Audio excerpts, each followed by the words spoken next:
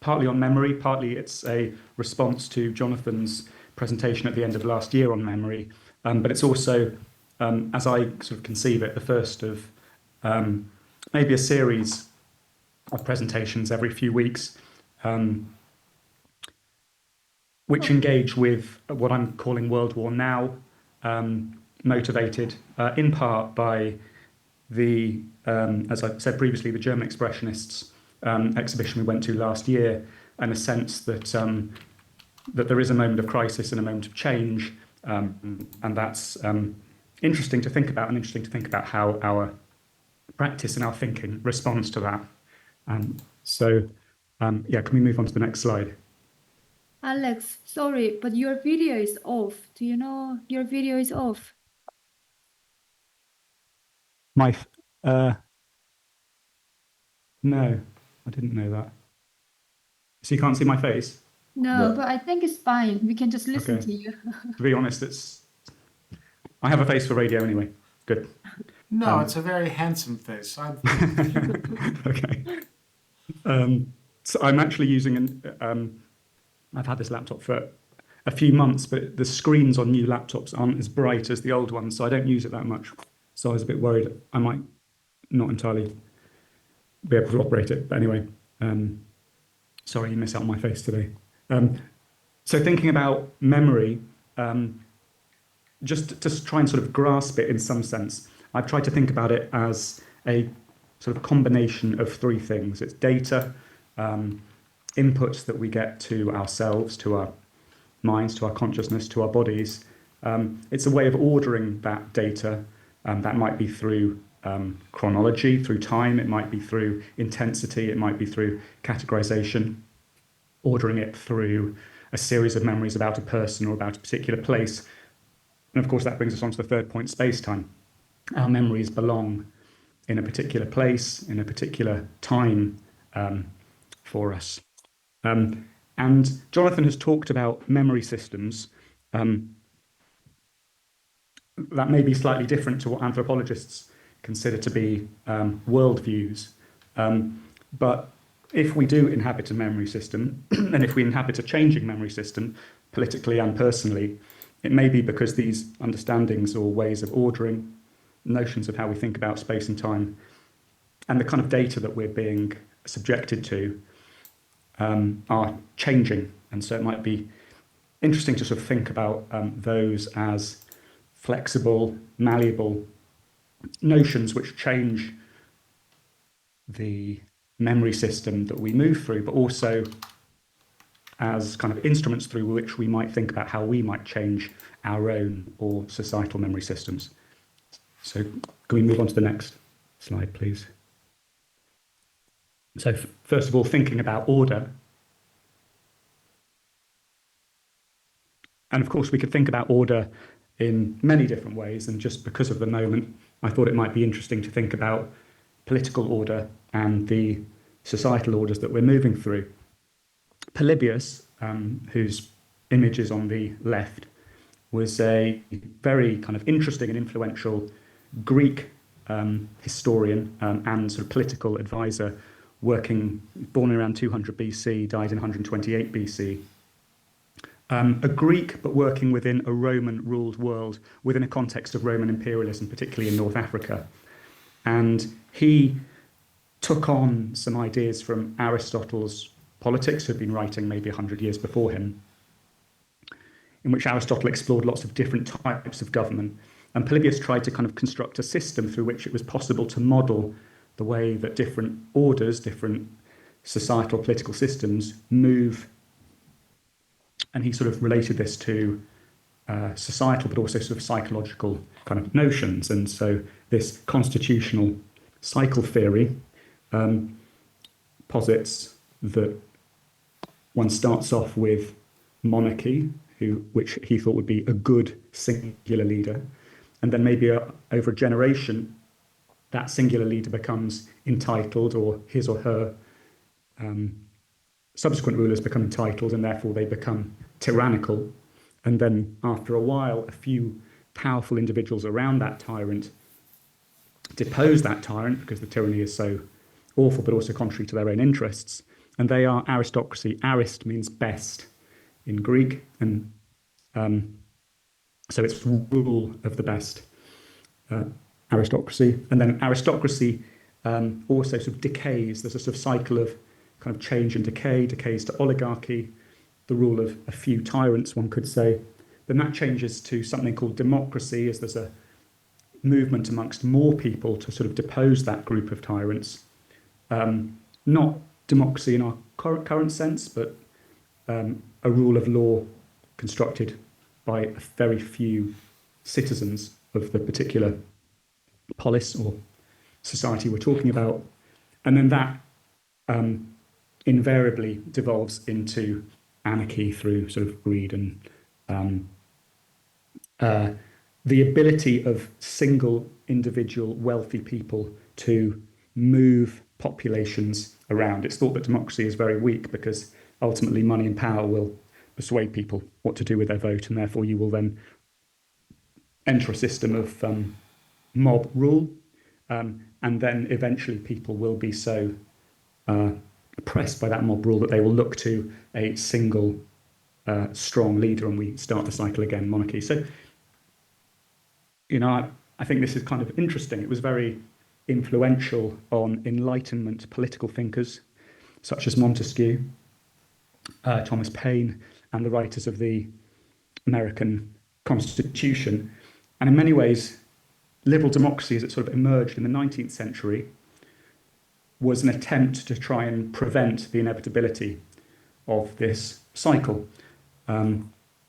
But it is interesting, I think, to kind of consider our current moment. And here we have an image from the Trump inauguration in which a number of tech oligarchs, the leaders of Google, Apple, Tesla, Facebook, etc., are circled. They were all foregrounded in that inauguration. And we had Joe Biden talking about his concern that oligarchy was replacing democracy in the United States. We have an image of Elon Musk, a very singular and quite extraordinary individual, but performing an act which is really quite extraordinary. And as much as it has been described as awkward and misinterpreted, I think that's quite a concerning precedent. And so we might think of tyranny within that context, in which Kamala Harris did talk about her concern that fascism would rise in the United States over the coming years. And then we have an image below that of Luigi Mangiore, who was motivated, one might say, by anarchist tendencies, by a desire to destabilize power, and he assassinated a leader of a very significant health insurance company in the United States. So this idea of the stability of democracy, I don't want to exaggerate this, but even within the last few weeks, we can see strains, memories of previous political systems which have concerning, in some cases quite violent, consequences emerging in our own system. Can we move on to the next slide? So that was just a starting point for thinking about order, and the order that we move through, and the order that we might take for granted, and the order that we might want to think about how it changes. And now space-time. And I've just got sort of two slides here, and this is really to think about kind of our notions of space and time. Really, it's not too wild. In fact, it's very consistent with what we understand in physics, that space and time are themselves very flexible. On the left, we have Einstein's field equations from his general theory of relativity, which he published in 1915. And this theory, which describes how the energy of bodies within space changes the very shape of the space and time of that environment, had these extraordinary challenges to prior Newtonian ideas of space and time. Newton and essentially everybody before Einstein had thought that time was a sort of eternal clock, you could say, that it was that there was almost like a sort of a divine ticking that ticked at a regular metric throughout the entire universe. And what Einstein came up with was these extraordinary ideas such as time dilation, time compression, space dilation, and space compression, meaning that time operates completely differently depending on whether you are close or far from large energies or large bodies. And so it is helpful for us when we think about memory to think that the time through which we might kind of construct it and order it at an astrological level is entirely malleable, to the extent that in a singularity, an instant of eternity for one individual could be an instant of a nanosecond for another. But also there's this interesting person who people may not be aware of, because he is kind of quite obscure, William Sidis. This is a picture of him at the age of 16 when he graduated from Harvard University. He was an extraordinary prodigy. He was lecturing to Harvard Mathematics Department at the age of 11. His parents were, one might say, quite cruel. They sort of treated him as an educational experiment. I think both his parents, I think, were psychiatrists or psychologists. And so it was all work and no play for young William. And allegedly by the time he arrived at Harvard at the age of 11, he spoke 25 languages and had an IQ between 250 and 300, which would make him an individual with the highest IQ in human history. And in his sort of 20s, as is perhaps sadly predictable, he became involved in initially pacifist political activity, and it then sort of started to become a bit more violent. He got put in prison. He met a young woman there who he sort of changed his life in one way, you could say, but she wasn't entirely enamored of him in the way he was for her, and he had sort of quite a sad life subsequently, and very tragically died in his 40s. But he did publish this really extraordinary book called The Animate and the Inanimate in 1925, in which he picked up on an offhand comment by Lord Kelvin, who was a very influential British physicist of the 19th century, who had said that the second law of thermodynamics is not proven and is not consistent with the other laws. The second law of thermodynamics essentially says that time is flowing in one direction, though it's described as entropy. And so William Sidis constructed a theory which is mathematically consistent with all the rules and laws that we understand in physics, in which time travels backwards, and life is a sort of resistance to the backward transport of time. Now, I'm not saying this isn't obscure and quite esoteric, but it is interesting to think that our notions of what time and space are being completely reformulated century by century. And so the idea that we're moving one way through time and that memory is ordered as a collection of past acts could interestingly be challenged. I thought Jonathan's quote that desire is a memory of the future is a very interesting one. Sadly, fear may also be a memory of the future, or even terror. But it's interesting to think that we may, at levels that we don't yet understand, be in communication with future aspects of ourselves or indeed others. And while that's esoteric, it's an interesting creative avenue to go down. Can we move to the next slide? So in that vein, I'm just going to think about the idea that actually space-time may not exist in the way that we do, and therefore the way that we think about memory might be quite different. On the left is an image of the Bayeux Tapestry. The Bayeux Tapestry was a record of the lead-up to the Battle of and the immediate consequences of the conquest of England by Normans from northern France in 1066 and the years leading up to it and after it. 1066 is a very significant year. I'm just saying this for those who don't know. In British history, it's sort of the beginning of, in many ways, many of the sort of constitutional norms and sort of the system of monarchy that we kind of understand today, and system of rule in some ways. But this tapestry was actually made in England as a sort of celebratory kind of peace offering, I suppose, to the new rulers, William the Conqueror, and is now held in France. But what's sort of interesting about it is that it is almost like a text.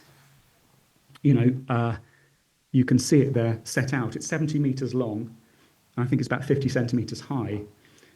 So it's almost like a sort of a line of text, and you'd imagine that you could walk from the left-hand side. Maybe, I don't actually know, maybe that's sort of 1065 or something, and you could walk through the political events leading up to the Battle of Hastings. You could see the start of the Battle of Hastings. You could move through that, and then you could see the end, like a sort of almost like a cinematic reel. And that would be the way one might think one sort of moves through that work of art, through that tapestry. It was made in England. In England, we sort of took on the Roman norm of reading from left to right.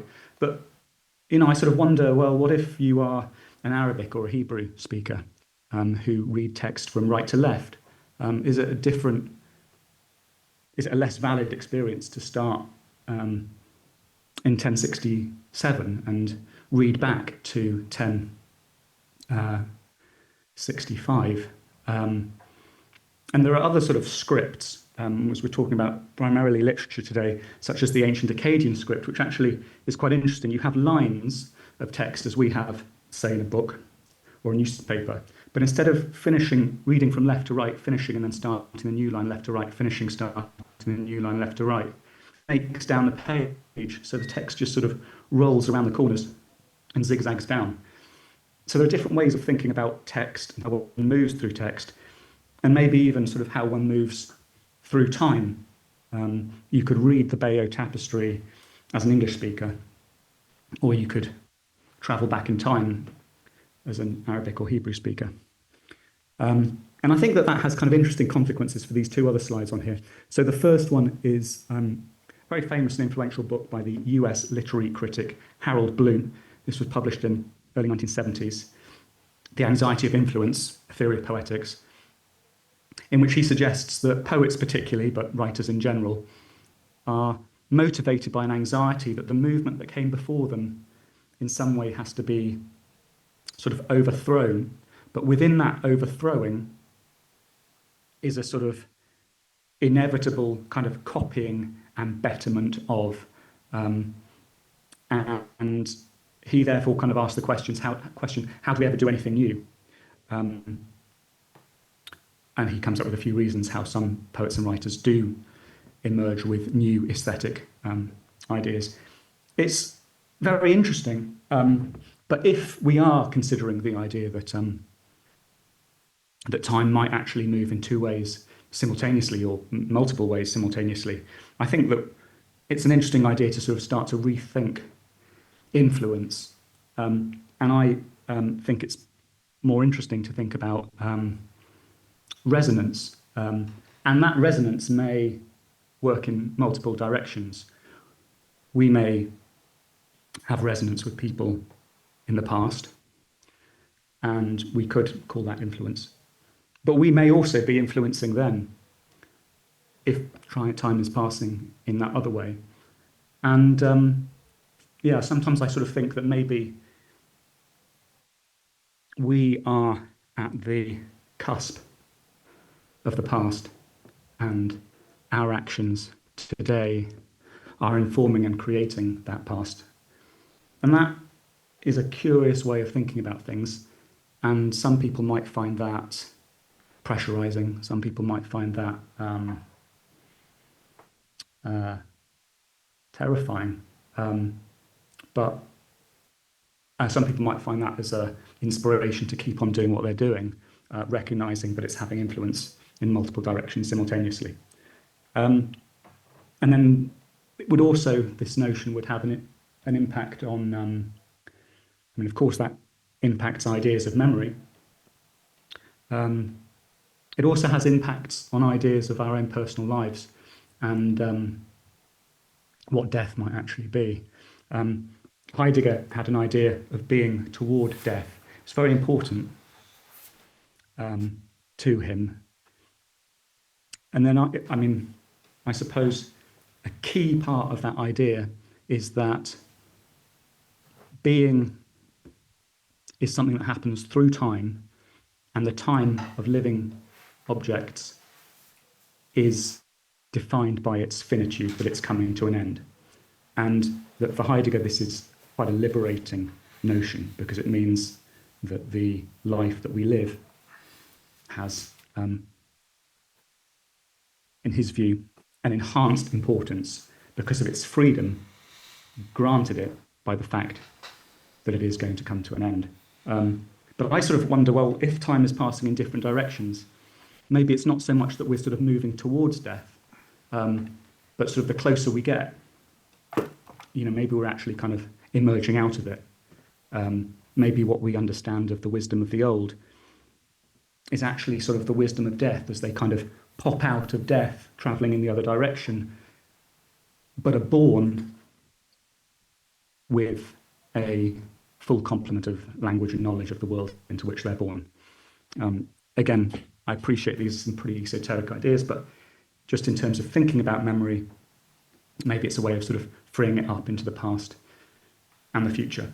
I haven't put a slide of it, but there's a very interesting, I think it's maybe late 80s or early 90s, science fiction book called Hyperion by Dan Simmons. Hyperion is the name of a famous poem by the Romantic English poet John Keats, in which the two protagonists, a man and a woman, are traveling through time in different directions. And they meet and they have a relationship, but the moment of first meeting is quite disorientating for one, but a moment of extreme sadness for the other. Because for one person it's the first meeting, and for one person it's the last meeting. And she realizes it's a last meeting because the person she's just met doesn't recognize her. And then, of course, that happens at the other end of their multi-chronological trajectory. Sadly, that book is currently being made into a Netflix, so will be destroyed, I'm sure. Can we move on to the next slide? Okay, data, I suppose, is the third sort of constituent part, as I've understood it, of memory. And I don't have a huge amount to say about this, except that just in terms of my own thinking, data, as it's understood in information theory and computer science, is raw, unstructured, unordered values. Of course, a value is itself a system of order, but within that kind of theory, analyzed data becomes information, and that can be done mathematically. And in terms of computer science, Claude Shannon, who was a very, very influential computer scientist of the sort of 1940s and 1950s, and in America, is seen as of at least equal and possibly greater significance than Manchurian is in Britain. Understood data as coming out of a finite set of values, such as an alphabet. It has 26 letters, that's it. Whereas I think it's kind of more interesting to think of data as coming out of an infinite, potentially quite anarchic set of inputs that we don't necessarily understand. So I have rather ambitiously and arrogantly put in my own sort of structuring of how data from a poetic text sort of enters and processes itself through the human mind. I sort of do that only half in jest, to be honest. It's something I do think about a lot, but I recognise there's a sort of a comedy to it as well. Can we move to the next slide?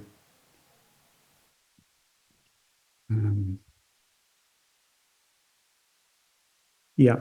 So now I'm sort of having sort of, I suppose, defined some of the parameters through which we're thinking about memory and trying to sort of flex them up a bit. Now I just kind of want to think about how we are communicating and transmitting memories and experiences to each other, and what we might need to think about within the context of the platforms of sort of symbolic plane through which we are actually even communicating those memories.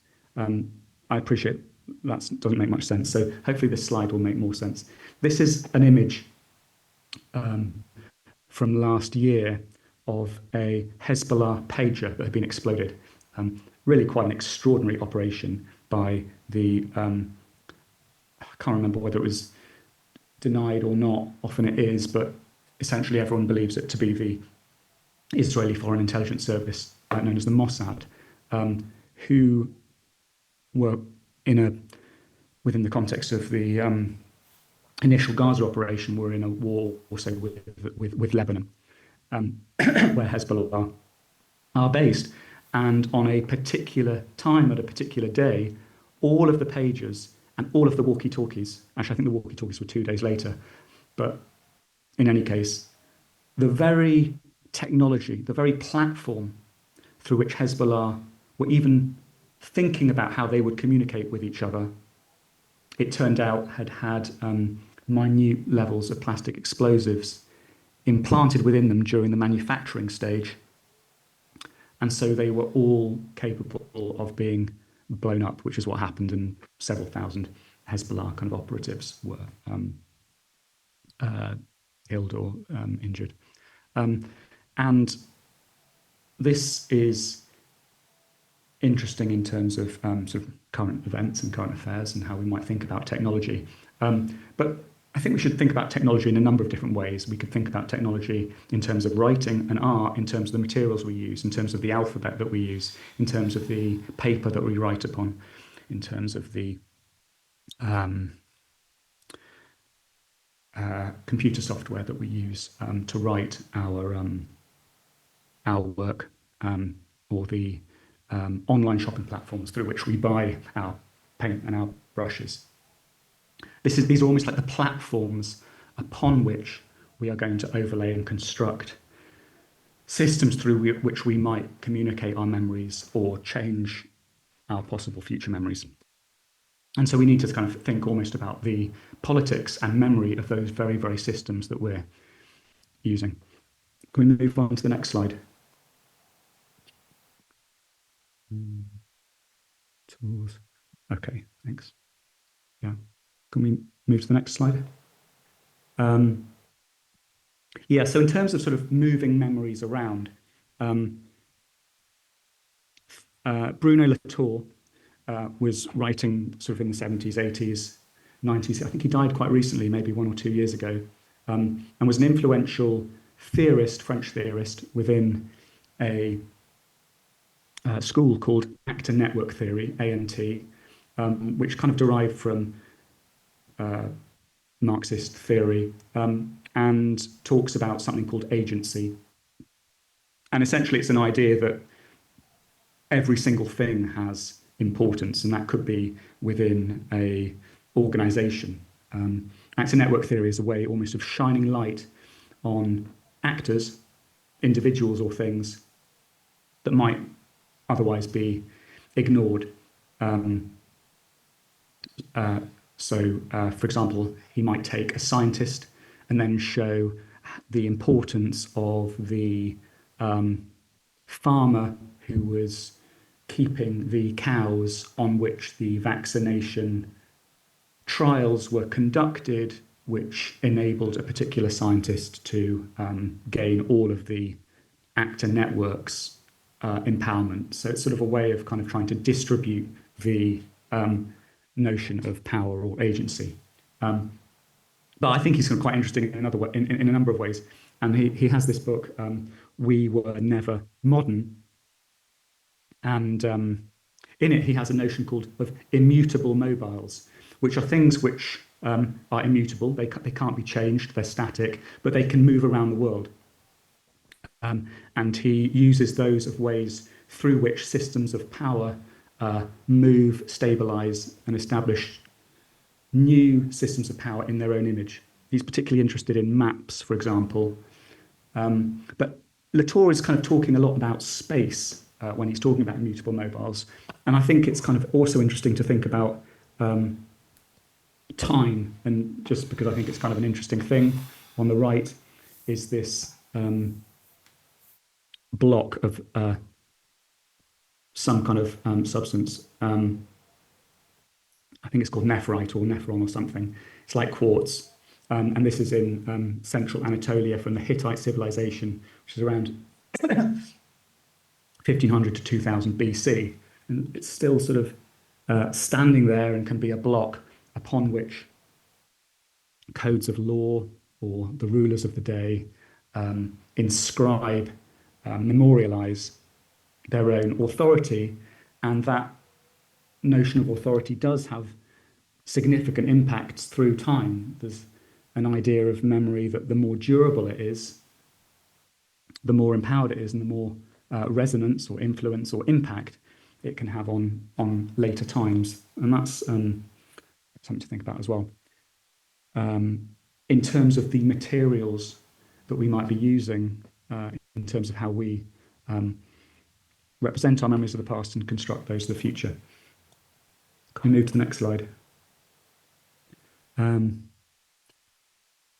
Okay, so yeah, can I ask someone to read this? It's poem Ozymandias by Percy Bysshe Shelley from the early 19th century.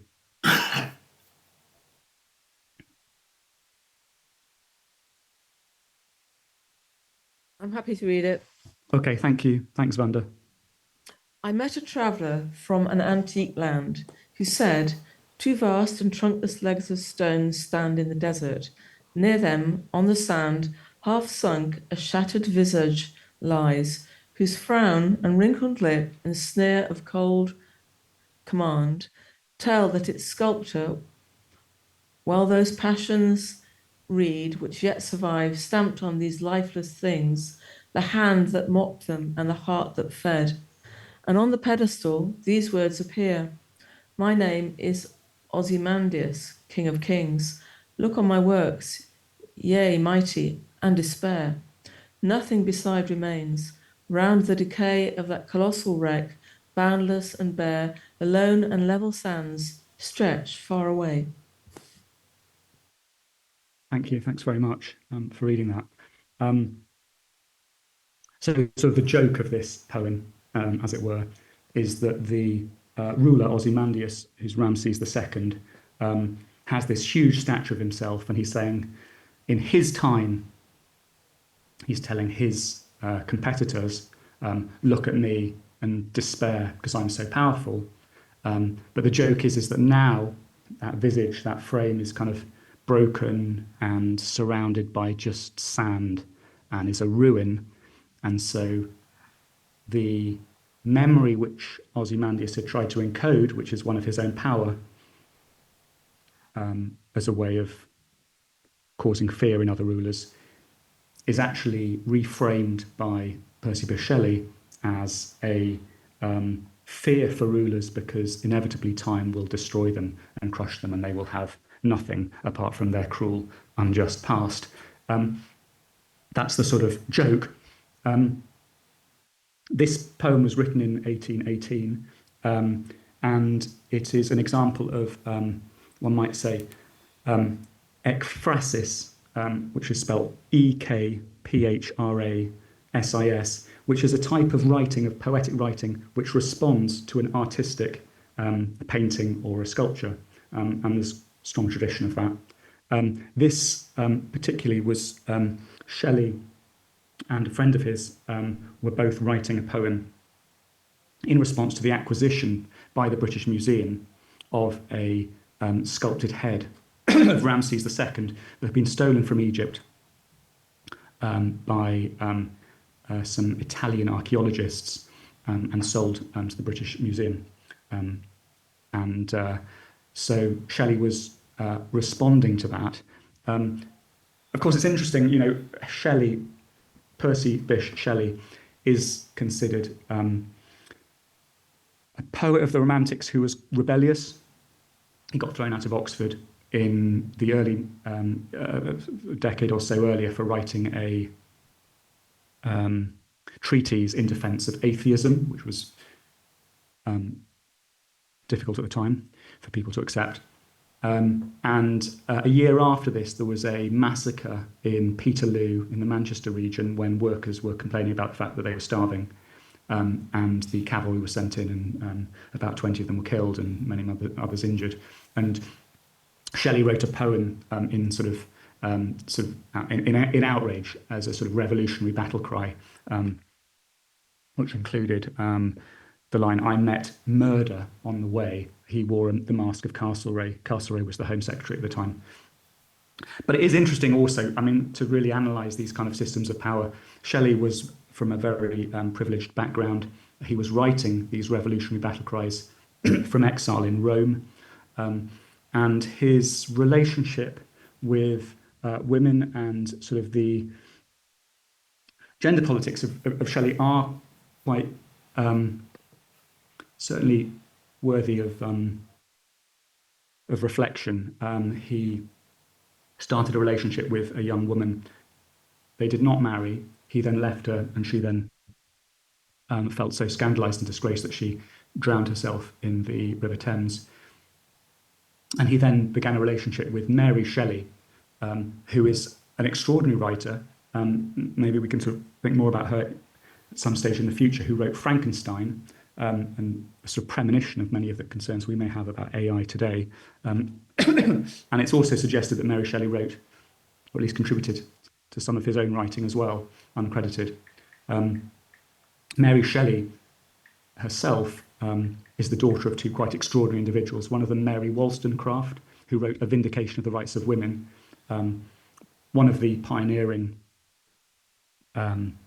women's rights manifestos in the English tradition from the late 18th century. She's worth having a look at. And her father was William Godwin, who was the first person to construct anarchism as a political idea. So lots of interesting things going on in that circle. It was the early 19th century. The Napoleonic Wars were on. There was outrage in Ireland about starvation, and there was outrage in Britain about the plight of factory workers in the new industrialised economy. Can we move on to the next slide? This is a bit drier, but it's interesting to think about. Could someone just read this? This is a small snippet from one of the articles that I sent out on Friday. Sure, I'm happy to read. Thanks, Sharon. Edwin Hutchins, Material Anchors in Conceptual Blends, 2005. Reasoning processes require stable representations, and the association of conceptual structure with material structure can stabilize conceptual representations. Projecting material structure into a blended space can stabilize the conceptual blend. I call an input space from which material structure is projected into a blend of material anchor for the blend. The term material anchor is meant to emphasize the stabilizing role of the material structure. Thanks very, very much for reading that. So I suppose that notion of projection is something I'm thinking about in relation to time and memory, whether we're projecting from our current past into a potential future, as Ozymandias did with his sculpture, or whether we're trying to, in some ways, reincarnate a past for our contemporary presence. But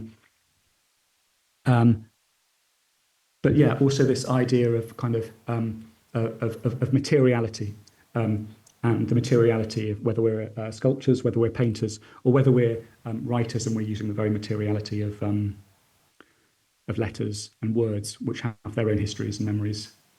Can we move on to the next slide? So here are two kind of quite interesting sort of juxtaposition of material anchorings.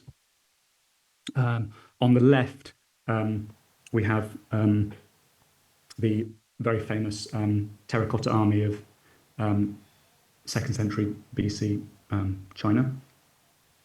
And on the right, this is quite interesting. The Internet Archive, I think, is a fantastic resource, a bit like Wikipedia.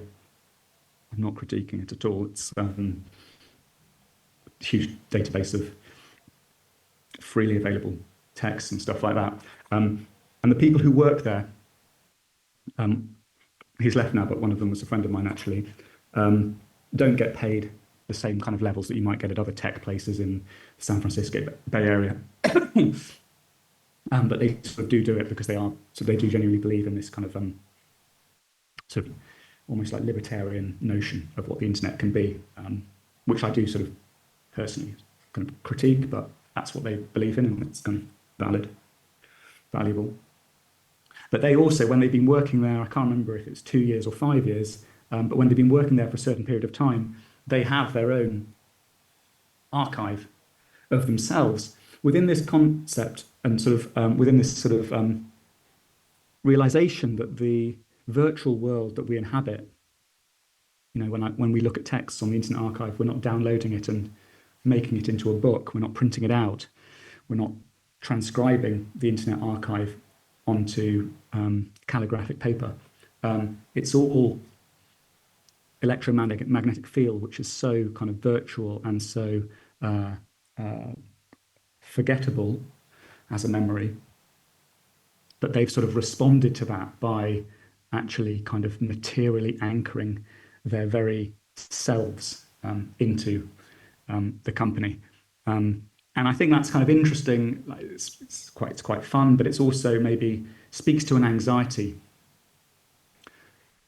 about death, particularly within the context of a highly virtual tech space, cyberspace that we all inhabit. Can we move on to the next slide? Yeah, so if we can have material anchors which in some way stabilize that triptych of order, data, and space-time, what if there are memory systems that we want to challenge, whether those are aesthetic or political? How might we start to think about material explosives for a memory system that we are dissatisfied with? Can we move on to the next slide? So I put these slides together as a sort of provocation, just as a way of sort of thinking through like what the principles upon which we make certain decisions about what can stay and what can go in our material environments.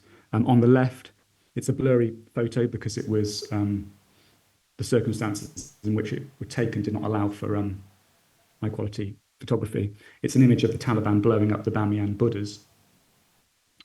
And then on the right, we have on the top, a picture of Cecil Rhodes, a notorious British imperialist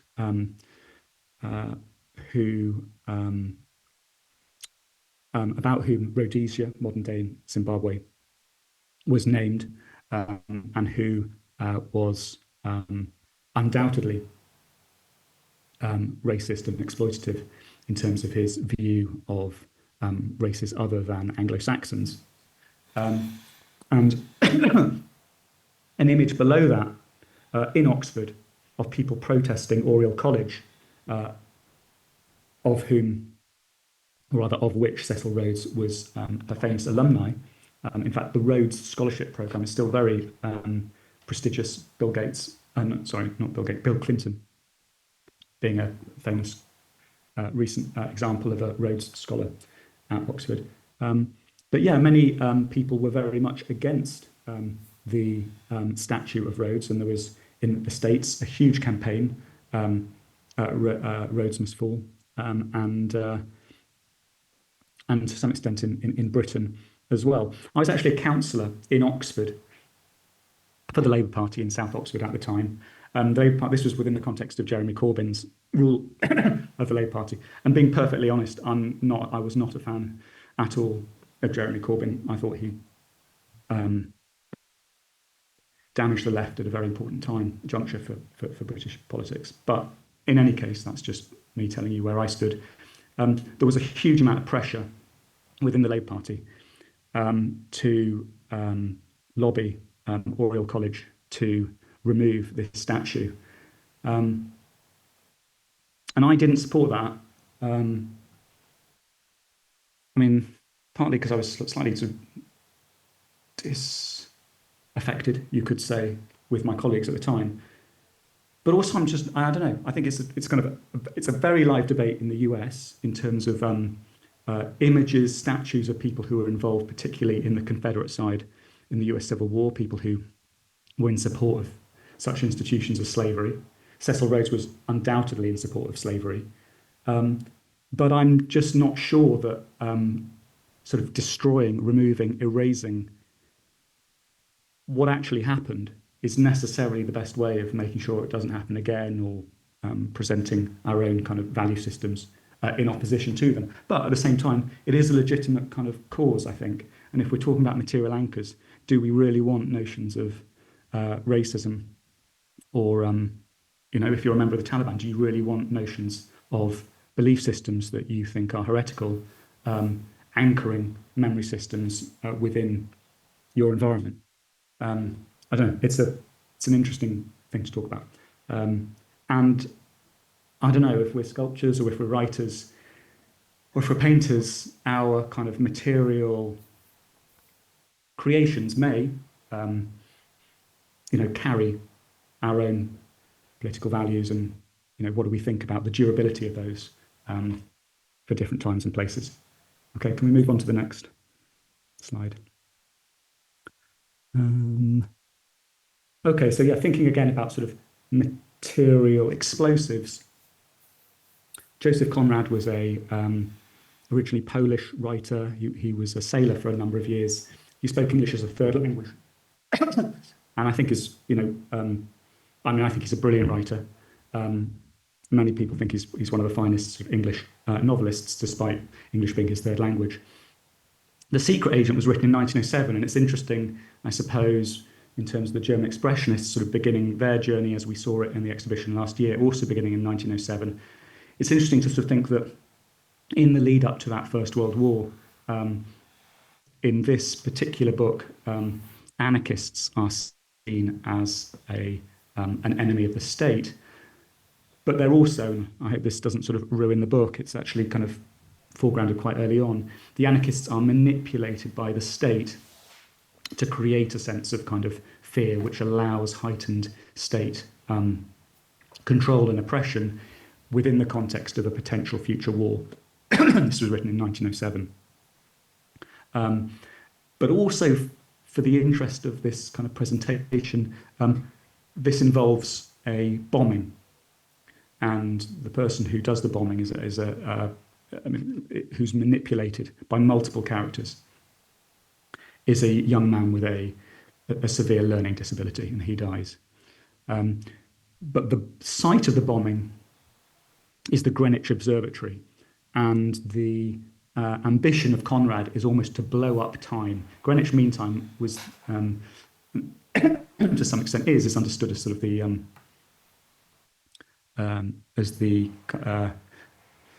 I'll get these mixed up, but maybe the longitudinal origin of time, and it certainly was within a nautical context. And Conrad was blowing up time as a plot device, but also that becomes a sort of stylistic device, and the book becomes jumbled around in terms of time and space, and it's more difficult to follow than other quite linear narratives of that time. It's interesting. Conrad also, his most famous short novella was The Heart of Darkness, which later inspired the film Apocalypse Now, which is about a journey into the Congo in the late 19th century to meet and bring back a colonial officer who seems to have gone, quote unquote, gone native, and doesn't seem to be within the control of the imperial government, which was, I think, Belgium in this particular story. I think it's a very interesting book, but it has been critiqued heavily by the Nigerian author Chinua Achebe, whose picture is on the right, who gave a very, very influential lecture and then subsequently published a book in the 1970s in which he claimed that Conrad was just using Africa as a completely disempowered space through which to critique the West. And that critique may be fine, but where's the African voice? And so I think kind of both of those texts, if you're interested in post-colonial literary theory, are absolutely foundational. It's interesting to think about them in conversation. But in a sense, they're also kind of material explosives, which also kind of anchor each other. Chinua Achebe's essay is a decimating deconstruction of Conrad, but in a sense, it also kind of gives it an afterlife. And I don't know, it's almost like they're sort of locked together. There's a kind of intimacy between them, which is also kind of interesting when we think about like how we might want to critique certain things, that maybe there isn't such a distinction between kind of an anchor and a de-anchoring. Okay, can we move on to the next slide? And another way of sort of, I don't know, exploding a memory system is, famously Marx, which is to kind of expose it as he understood it. Just sort of map out the angles, the lines, the sort of the vectors, the geometries of something, so it just becomes so clearly evident both how potentially unjust or unhelpful or inefficient or easily breakable or sabotageable it might be. That was, in any sense, Marx's desire, one might say, and one could say that was a memory of the future, or at least the memory of a future, in terms of what Russia and the Soviet Union became, though I doubt that was the desire that he was imagining in the mid to late 19th century. Can we move on to the next slide?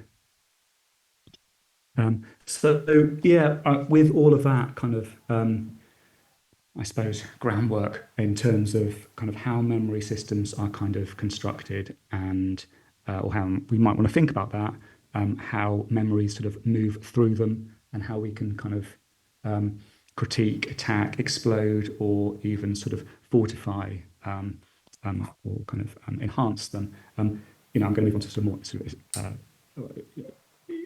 I suppose, what this presentation should in some ways be about, which is about kind of writing and art.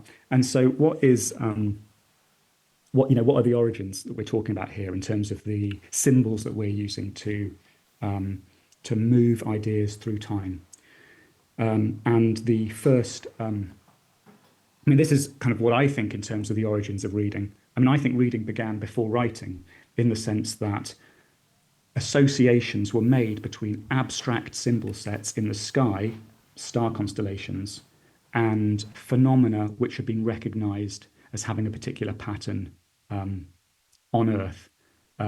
This is a engraved, if that's the right word, carved maybe, mammoth tusk from 32,500 BC of a male hunter, which archaeologists suggest is a representation of the Orion star constellation. And from that period of time, really going back as far as 40,000 years ago, there are images of bulls, of hunters, which archaeologists associate with star signs, which were of particular significance to the people living at that period of time, because they had recognized, they had read the sky, they had read off the sky a signal that they should, who knows, stop hunting mammoth and start hunting, I I don't know, something else, start fishing maybe. But or they should actually just start kind of preparing for snow, or they should sort of get ready to kind of leave the mountain and find a cave, whatever it might be. They were reading off the sky abstract symbols which they had somehow associated with advantageous survival techniques for their current moment. And firstly, I think that's just absolutely incredible and fascinating. But secondly, I think it is kind of relevant to think about those really early symbols. I mean, here we've got a man. I mean, why not a woman? Well, it's a man. We have a bull. Not here, but Taurus is another very common representation of that period. What would now be called Taurus. Or the plough. What does that tell us about our relationship with agriculture in the world? I think that these very, very early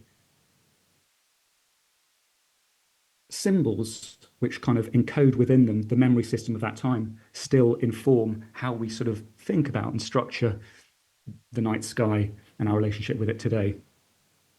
What do we think? I mean, do we still want to kind of live with a memory system from 40,000 years ago? Maybe. Or do we think it needs to be rethought? Can we move on to the next slide? Yeah, this is a little bit from the one of the other articles which I suggested, because I just think it's really interesting to think about the origins of writing. We just looked at reading, and the origins of writing began in these sculptural shapes that we can see in the top left, and they represented numeric values for things that were to be traded, stored, and controlled by an emergent Babylonian autocracy. And yeah, we're really talking about the birth of civilization here. This academic place is writing starting around 9,000 years ago.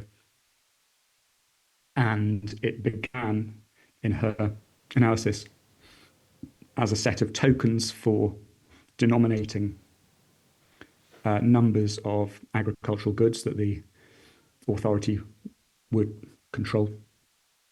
And then these tokens were placed inside clay containers. And then it became more efficient to imprint two-dimensional representations of the three-dimensional sculpture on the clay containers. And then they finished the process by simply having a two-dimensional representation. And from that two-dimensional representation of trading goods, writing began to emerge. So I think this is kind of interesting, both to think about, like, if we wanted to kind of completely reconstruct a new system of literary interaction, maybe we need to start with sculpture. But also it's kind of interesting to think, what are the ideologies and the memory systems which we just automatically take on when we think about writing? Because we don't even challenge how that technology emerged and what its history was. Can we move on to the next slide? And then sort of to go to the sort of the alphabet. So writing sort of emerged in, you might be able to hear my slightly aggravated 4-year-old in the background. Apologies if you do. He is absolutely livid about some of the ideologies that writing carries through from 30,000 years ago. Yeah, this is a really interesting slide that shows, so writing emerged in Mesopotamia, and then the technology, the idea of two-dimensional representations, just the idea, traveled to Egypt, that's what people think. And then new pictorial representations began to be used to communicate ideas. And these pictorial representations then inform the alphabet we use today. So this is kind of quite an extraordinary idea, that the alphabet that we're using today are symbols derived from pharaonic theocracy of 4,000 or 5,000 years ago. And you can see, for example, from this slide how the aleph on the left, the A, you can see it in Phoenician as just a capitalized letter A that has been rotated 90 degrees. But if you take that Phoenician symbol for an ox and rotate it 90 degrees, you have the letter A that we use today. And so it's interesting that those symbols of the bull from 40,000 years ago, from the Ice Age, are still carried through one way or another to, for example, the first letter of my actual name. And then there are lots of different examples, but it's interesting to sort of think about the ideological background, as it were, or backdrop of the letters that we use. And I think that's the last slide. And so just to sort of, conclude, we think we're in the 21st century. In the words of Bruno Latour, we were never modern. We are still using papyrus. We are still using Egyptian hieroglyphs. But, our society is so different in terms of technology and the electromagnetic field through which we now communicate. Can we imagine different symbols of communication, even for something so fundamental as writing? And how would we get there? I hope that is some food for thought for people. Thank you very much.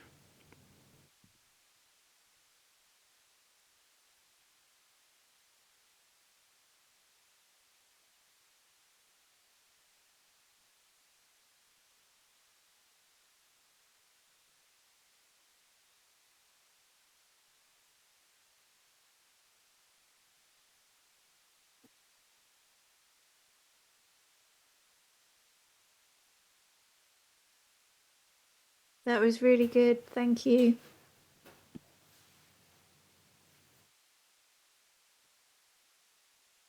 Thanks.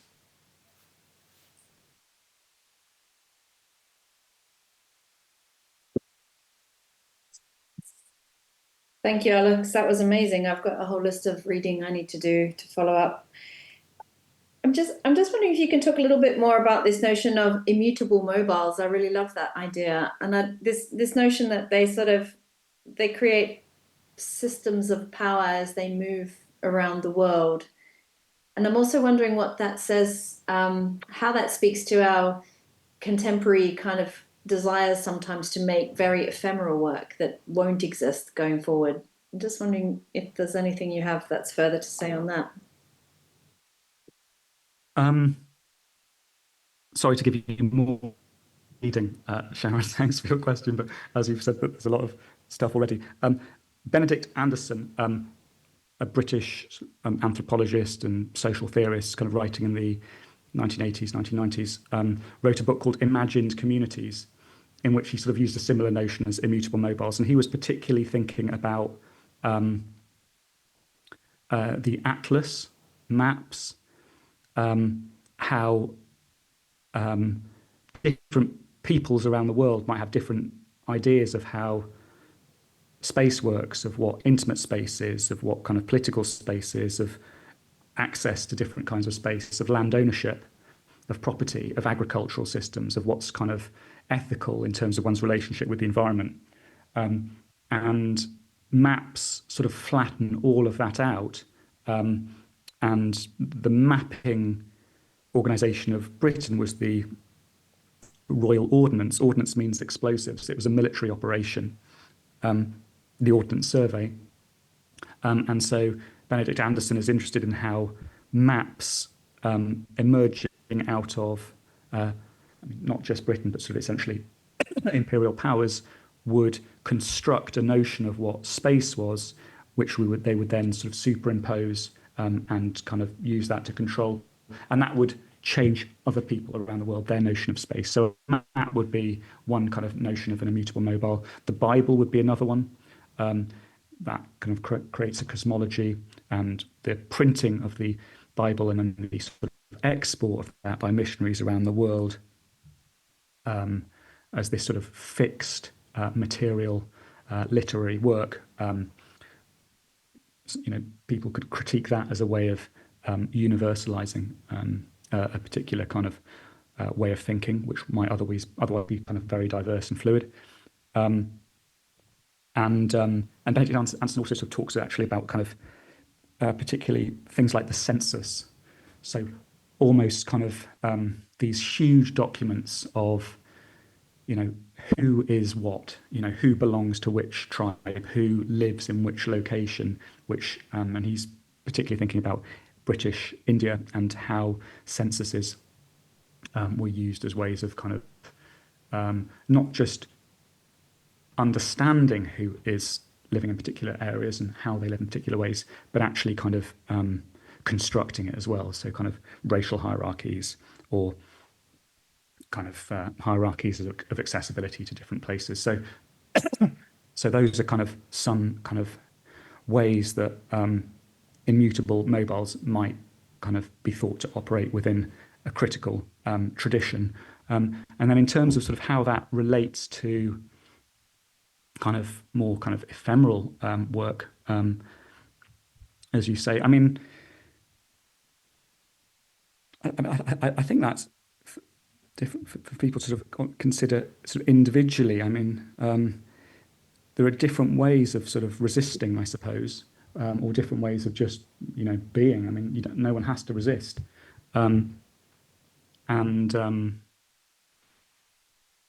Maybe doing something which is,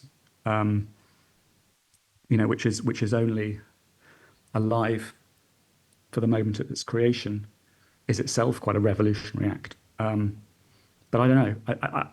That is, I don't know, maybe something that the work itself kind of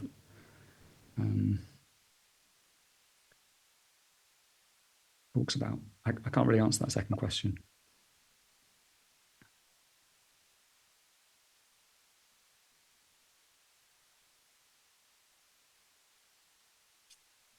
I guess I was kind of confusing actually two notions that I've sort of jotted down close together side by side. I guess maybe my ephemeral question is more based around the idea of material anchoring, which I also find very interesting as well. So this idea of putting something down that is sort of there for time immemorial and will continue to influence time going forwards and possibly backwards as well. So yeah, just this notion of why is it just now that we're looking at that in a contemporary space to create very ephemeral work, or have we always done that and that just doesn't exist anymore, so we have no record or recollection of it? Yeah, that's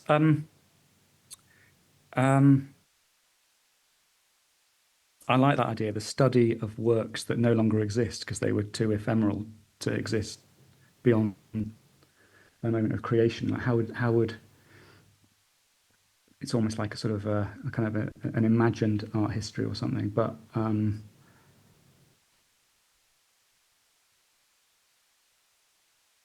don't know. I just because this sort of pops into my head, quite soon after I was maybe within sort of a year or so of coming out of hospital after I was very seriously injured. And various people and a few people were killed in the incident that I was injured in back in sort of 2007 or so. I remember I was doing some various art courses, just like what's 1 week courses, these short courses that various places do, because it was something I wanted to do. And one of them that I wanted to do was mold making. And I did it, I think it was being run by Central St. Martin's for a week or something over the summer. And the reason I wanted to do it was because I wanted to take, I really like cairns, these kind of collections of rocks and stones that sort of you find on mountainsides or places of natural beauty. There's something kind of democratic about people just sort of over the years sort of picking up a stone at the bottom of a hill and sort of putting it on the top of the mound at the top. But maybe more sort of egocentrically, I wanted to take molds of stones and then have them I don't know what the word is, manufactured or produced, molds of actual rocks, but made out of sort of steel or titanium or something which I thought was more durable than stone, which actually probably isn't, and then create a sort of a cairn of bright silver metallic replicas of granite, I suppose, or something like that. Um, and I suspect at the time had been extremely destabilized by my proximity to death and wanted some kind of material anchoring for myself, even within an aesthetic context. And so, in terms of, I don't know, this sort of question of like, do different times gravitate towards more solid or more ephemeral? I don't know. My if I was to think about that, I would start to think about the relationship of that society to death, probably.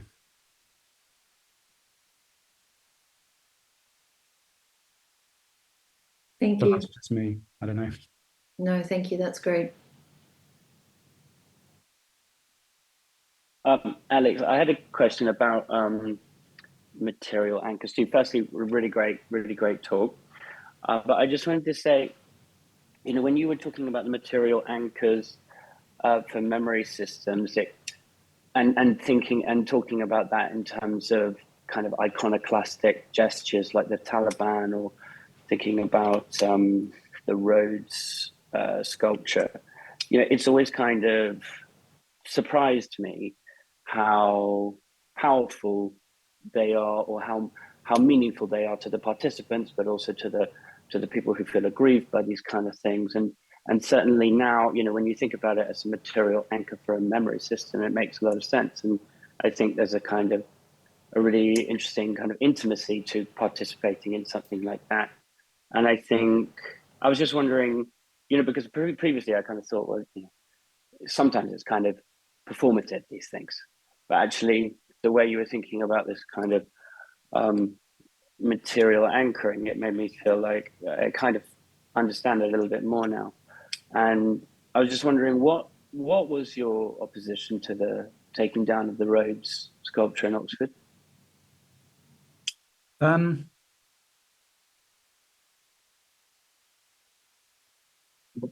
I suppose so. I mean, to give another example, it sort of relates. So I studied as an undergrad. I studied Arabic and Persian, and the faculty that I was in at a different university was called the Oriental Studies faculty, and there was a move to change that name because Oriental and the notion of Orientalism are understandably seen as offensive, and it's now called, I actually can't remember, it's sort of maybe sort of the Near Eastern Asian Culture Centre or something like that. And I suppose my opposition is that I think that if crimes are being committed, we should stare it in the face rather than pretend that it never happened. Yeah, that's essentially it. So I think kind of context is probably, in my view, more meaningful than sweeping under the carpet. That being said, I fully recognise that I don't have particularly strong views about Rhodes. I don't kind of inhabit the history of ongoing kind of economic and political subjugation, which Rhodes was one of the founders of. And so it's kind of quite easy for me to say that. At another college in Oxford, one of their alumni is Oliver Cromwell, who committed some barbarous acts in his military operations within Ireland in the 17th century.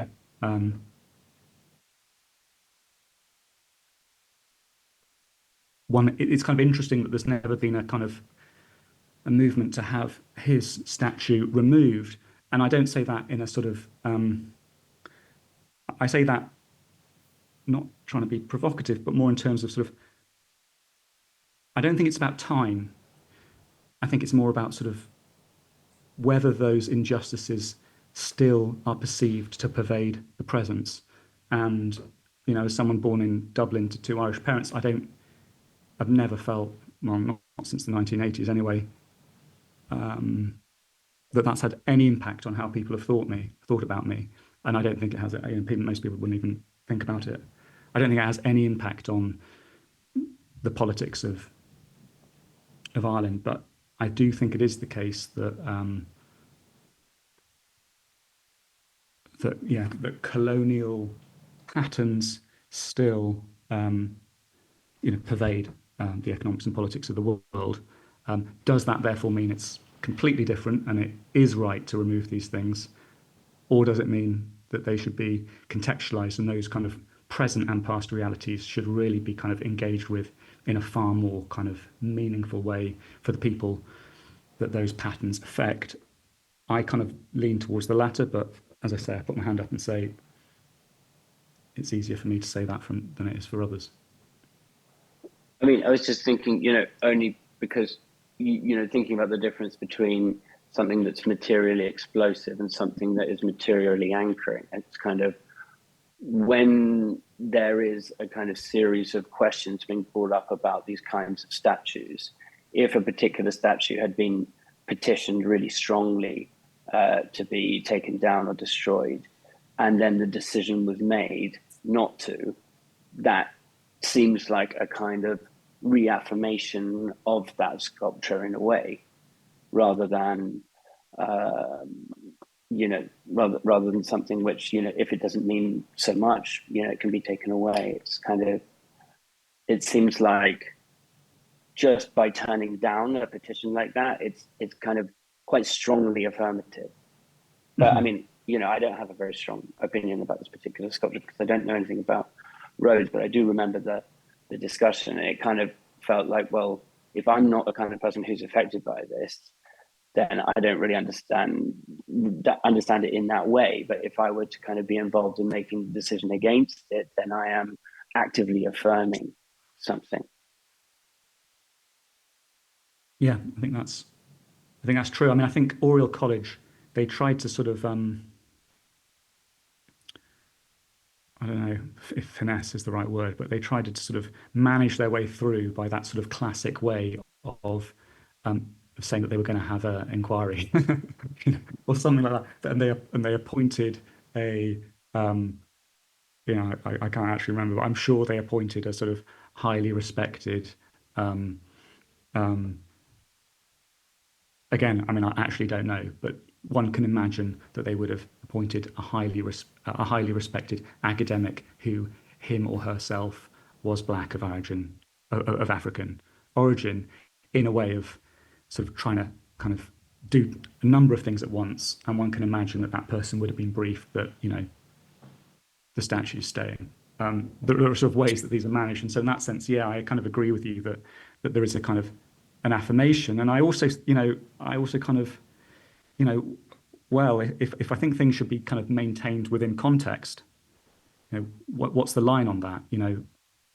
Statues of Nazis or statues of Stalinist, I don't know, spy chiefs. Where do I draw the line? So, yeah, I kind of I take your point. I think Rhodes wasn't a very nice chat, actually. I worked in Zimbabwe soon after the so-called revolution, and his impact on Zimbabwean lives was well, to deny them their own freedom in their own country, and there was a lot of violence committed in his name and in our name, actually, as British imperialists. So I think, just as a political figure, I don't think we can say it doesn't really bother us because he is part of our history. And I think in that context, yes, as individuals like Nazis, like Stalinists, like Italian fascists, wherever, and those statues of those individual people do say something about a culture that they're from. And I was trying to think about that in relation to the Buddhist statues that were destroyed by the Taliban, because those statues represent a belief system, a religious belief system, but they're not relating to individuals as such, unless you could say Buddha was an individual, but they're more about a political, philosophical, religious system. And I guess Rhodes or any other colonial figure also relates to a political system that was about colonialism that has had a huge impact on our culture. So I'm not suggesting, I'm not taking a position about, well, I suppose maybe I am taking a position about whether you should remove those sculptures or not. But I do understand what you're saying in terms of context and what place they might have in our culture now. And I suppose the question would be, do you leave sculptures like that in a prominent position in a city full of international students and visitors that sculpture means to different people and would have an effect in different ways upon people looking at them? So you have to think about that context as well. I'm just wondering if sculptures like that are also sort of become part of place. So I'm thinking, and we had the Auschwitz Memorial Day today. So thinking about how we write memory over places. Is it easier to rewrite a memory over a physical place than it is these sort of iconoclastic sculptural representations of a person?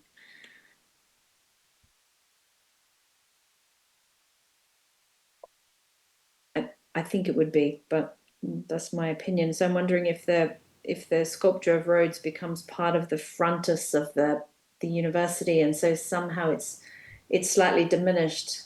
I don't know. And then the question is, if you did move him, where would you move him to? So yeah, he's becoming not part of that place anymore.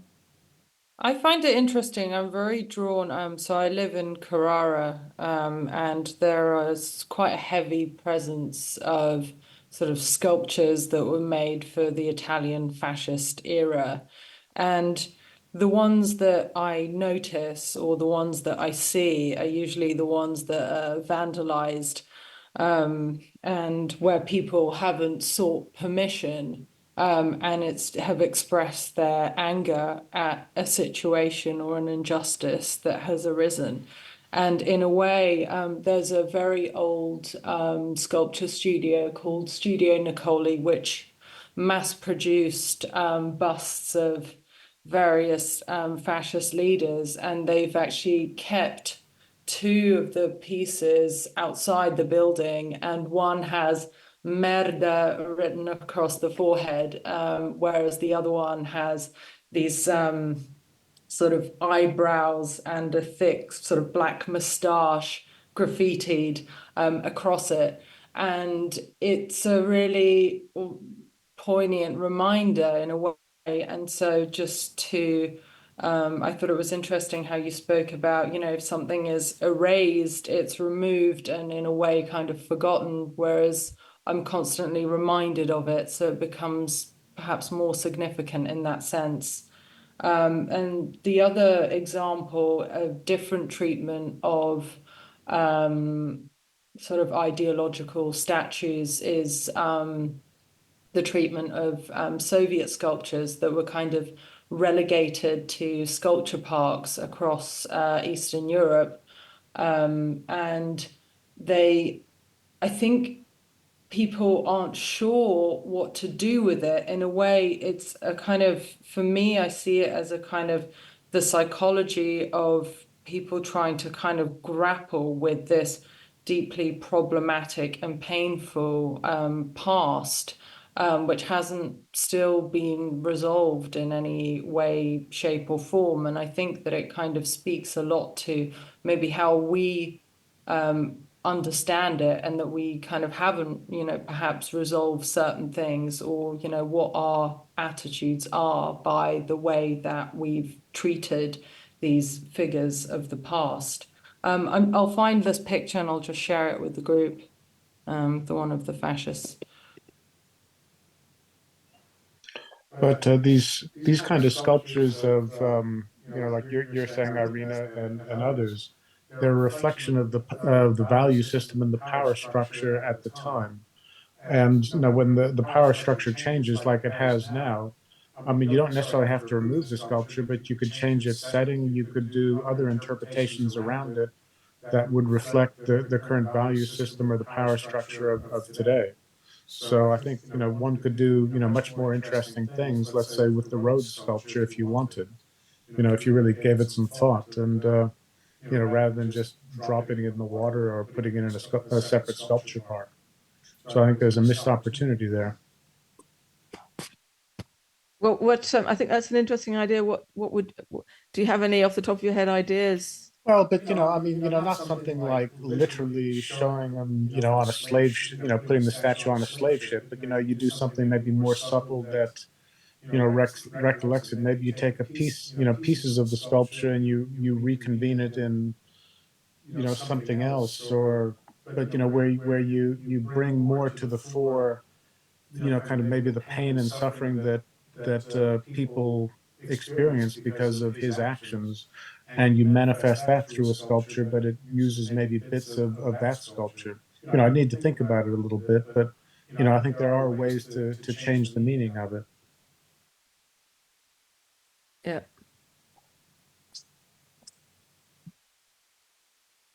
Can I add something into this power system?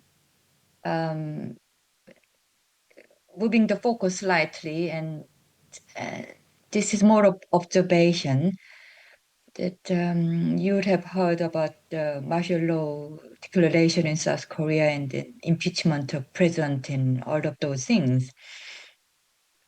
And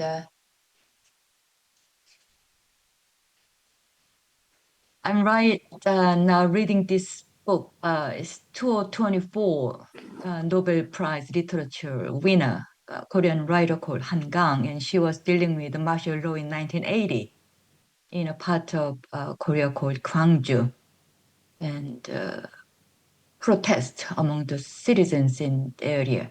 1980, I was in university, and I was one of those students in the street going protest all around. And my brother was serving in the army the time in Gwangju area. So the point that I'm trying to say at the moment is that this sort of things, 1980, and now it's repeated to 24.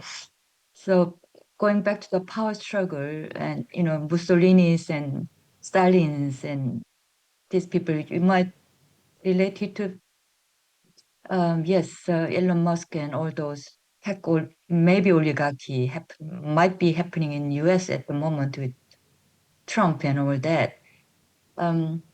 What surprised me or puzzled me is there are diehard supporters of these people.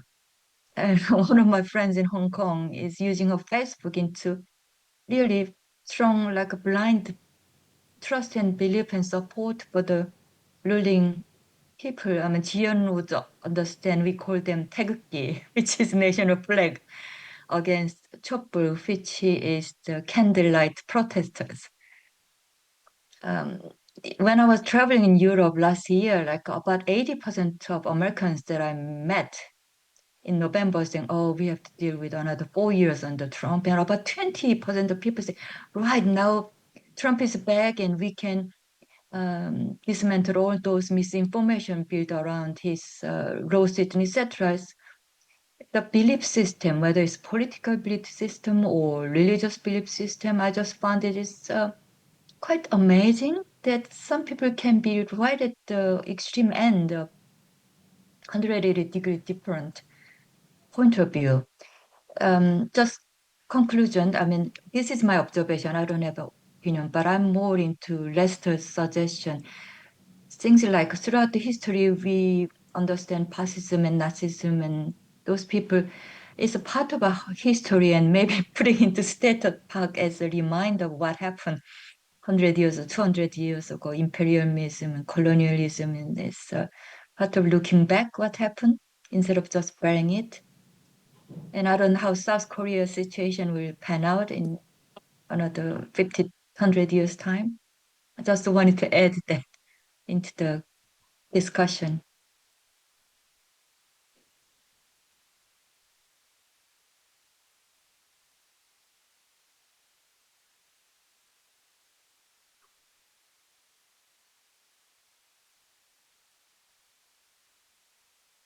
Alex, you ended your presentation with a question to us about how we might imagine a different way of using symbols to communicate.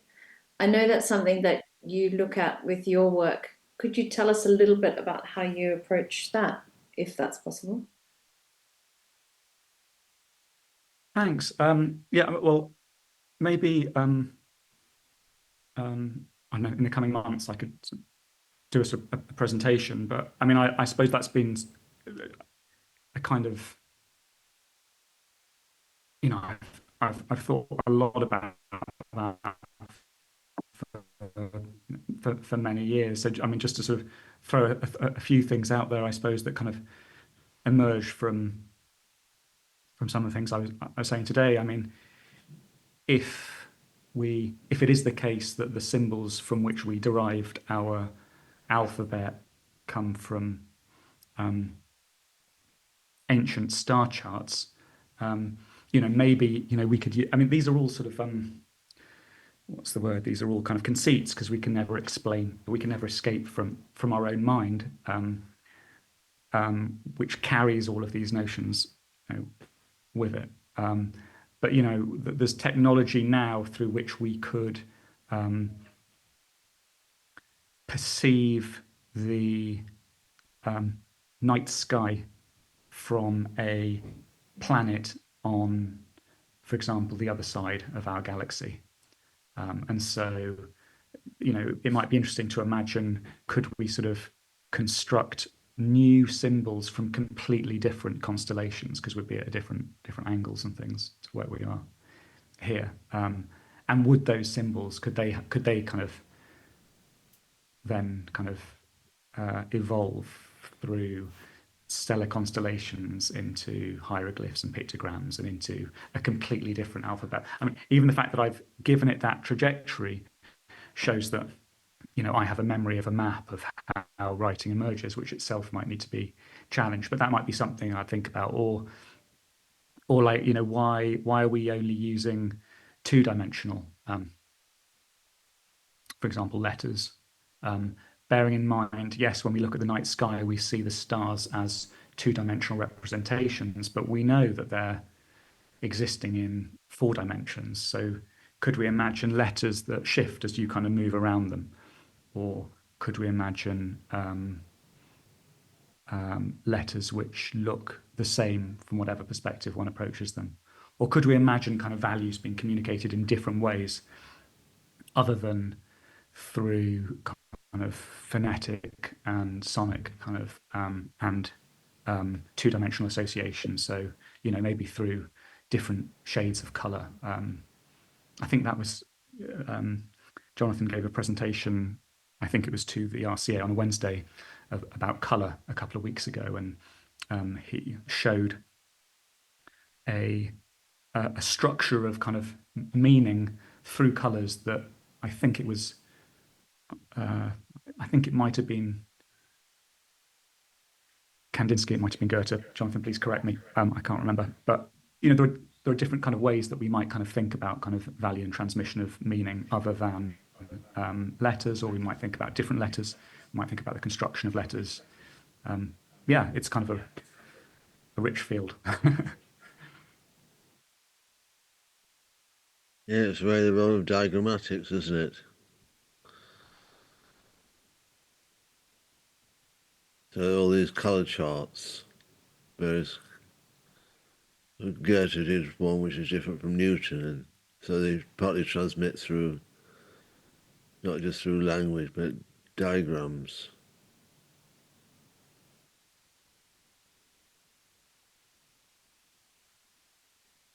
Can I also comment to this another book that I just started reading? This was recommended to me by somebody.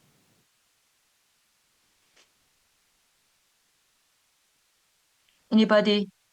I think he's using it. This neurological approach to myths and stories and symbols and meaning, sort of thing. Anybody read it? Or anyway, I think it's worth reading.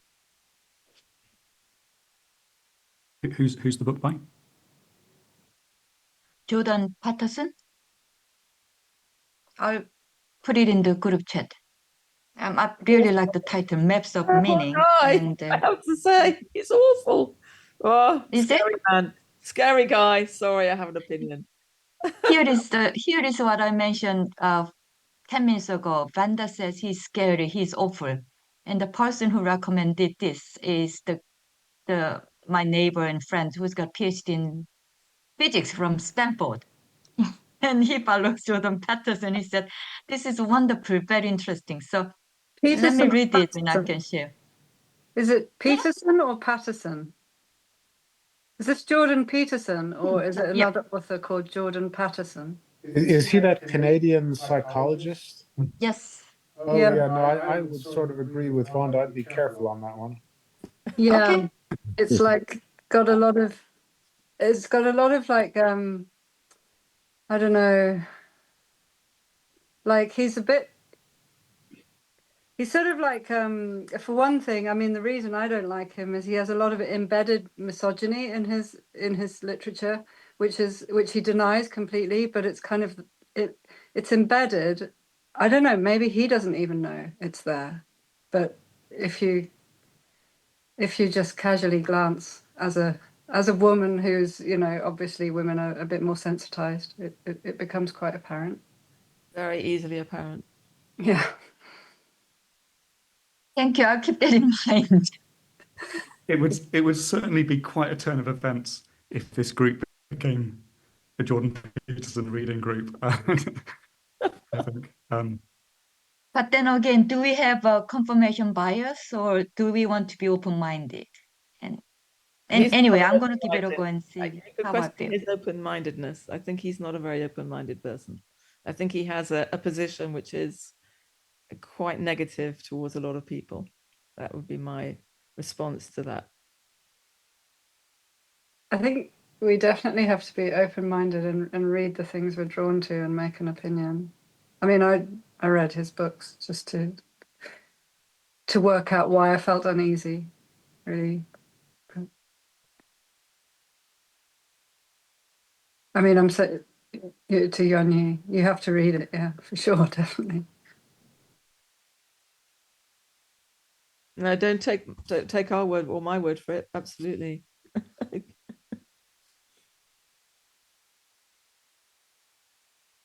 Then again, I appreciate Vanda's comment because the reason that I bought this book is because I like this friend, the Stanford guy. But then sometimes we argue fiercely against something. Like Musk is another one. He's a diehard Musk fan. And I said, oh, Musk is crazy. So that's our dinner time conversation.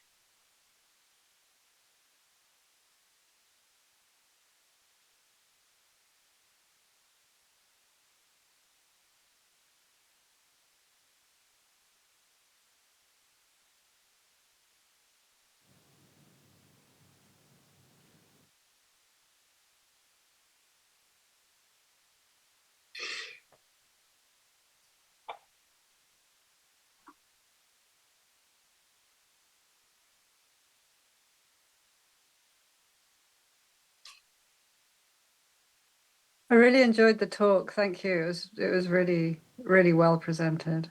Yeah, no, thank you, Alex. Well done. Yeah, really great. Thank you very much.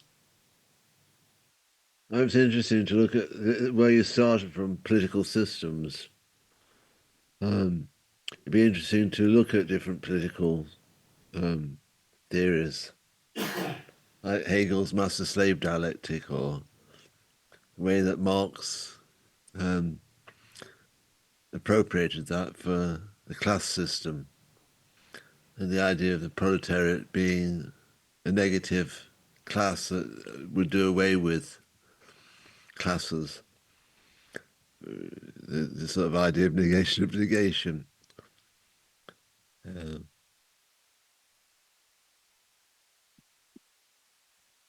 mean, a lot of them seem spurious now.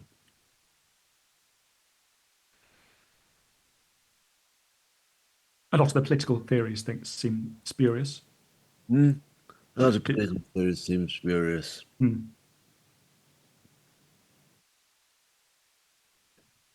Yeah.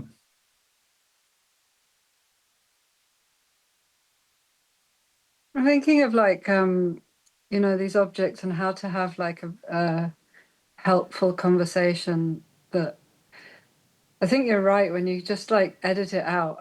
It's really important that we note our history. I mean, for one thing, just not to make the same mistakes. But you know, it's kind of reactive. There's just take it down, hide it. But you can't have something on a plinth. A plinth is a place of honor, right? It's the sort of, it's where these objects are partly that is problematic. They're honored as kind of, it's like flying a flag or something. So they do have to be moved and contextualized.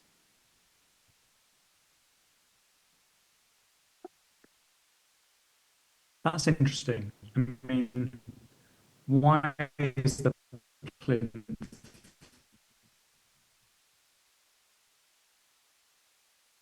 assist memory system of honor?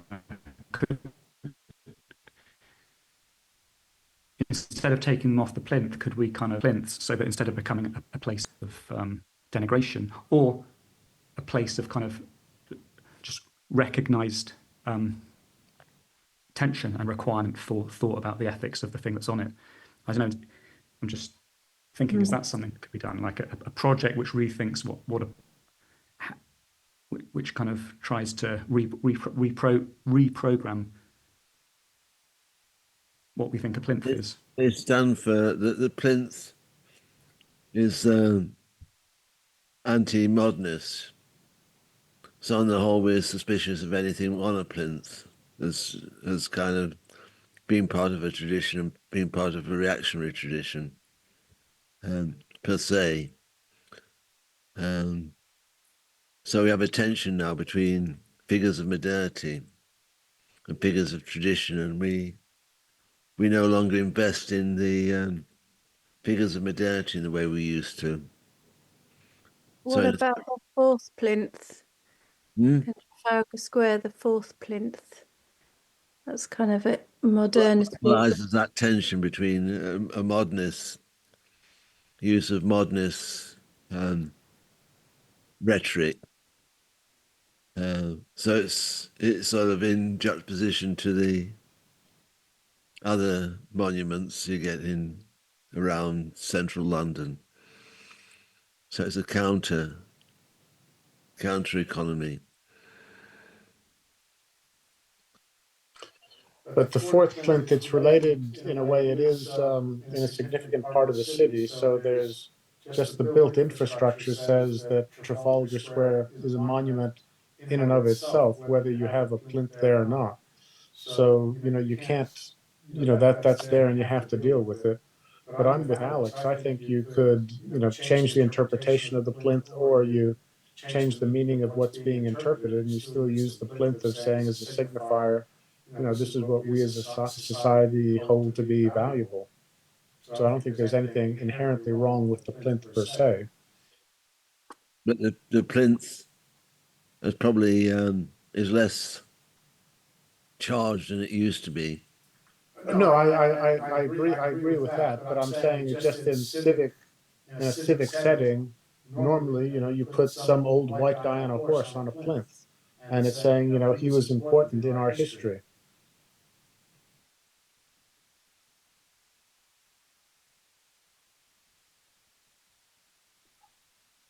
Yeah, so the language of the plinth is this is what is important to our culture, that you know, in this space, which is why those figures have to be relocated. Well, they don't have to be relocated, but you maybe just repurpose it and change the meaning of it. And you might change the meaning and put that on the plinth, and it's sending a different message. But it doesn't necessarily mean you have to remove it. How would you? I mean, but I mean, you've just kind of argued for the fact that the plinth is like core to an urban space's sort of shorthand for this is what's important to our culture. Yeah, but I mean, if you take Irina's spray can there that she uses and write Merde on the sculpture or on the statue, that changes the meaning of it or the interpretation. And if it's allowed to stay there on the plinth, that's sending a different message. Well, I mean, okay, but I mean, if you do that, I would argue from a psychological point of view that your culture is still victimized to the thing on the plinth. It's still in reaction. You're saying, "Oh, you who have overcome us, we resent you," instead of actually evolving past that. And I wouldn't know what the Yeah, no, I understand what you're saying, but I guess what I was thinking about, just because it's part of what I'm thinking about on the PhD that I'm doing. And one of the reference examples I use is Rachel Whiteread's Judenplatz Memorial in Vienna, where it's a negative casting of a library in a very charged location, where a synagogue was burned down by arsonists whenever it was, a few hundred years ago. And there's something about it that I think is very powerful. So what I had in my mind when I'm saying repurposing, the place of the plinth, is you're doing something like that. Whereas I think Rachel Whiteread very successfully, took the issues of the Holocaust and dealt with it, I think, in just a fabulous way. So I don't know quite how you would do it here, but that's what I was suggesting. Yeah, it's interesting, isn't it? How we would do that? What's the most evolved response to these? Perhaps as a way of reframing the plinth itself. So it's almost like a place of purgatory where something goes to be discussed, goes to be assessed, and goes to be sort of decided upon. Like the stocks. Yeah, exactly. We can go and throw eggs at it. We can go and hold it up. We can dance around it. We can do whatever we like. But it would be a place of discussion and a